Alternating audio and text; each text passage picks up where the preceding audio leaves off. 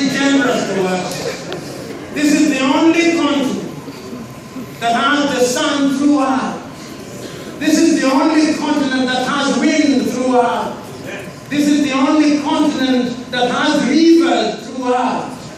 The divine instruction was, go ye and subdue the world, but we have allowed the world to subdue us.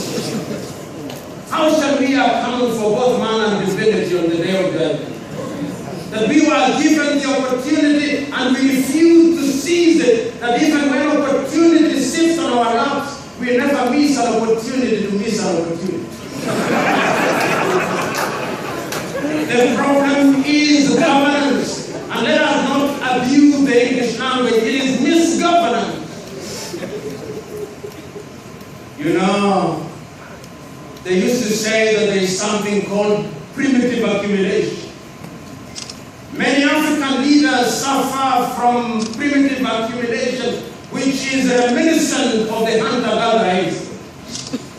If in the Middle Ages we hunted and gathered wild animals, the things that we now hunt and gather are houses and cars and money. And the tragedy is that we keep them in Europe and America. We keep them in Switzerland. We don't even tell our wives. And when we die, the Swiss enjoy them. Our creed is greed. This is the tragedy. But we know where the problem is. Beyond the lamentation, what must we do going forward? Because this is the question.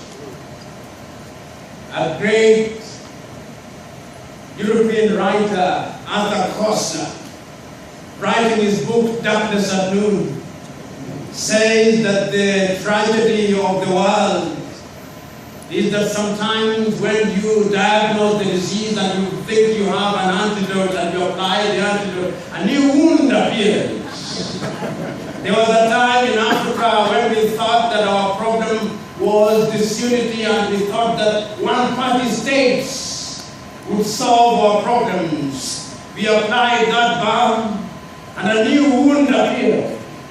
The new wound was personified in Africa in different people, Mobutu Sese Seko Kukumbendu Wazamba.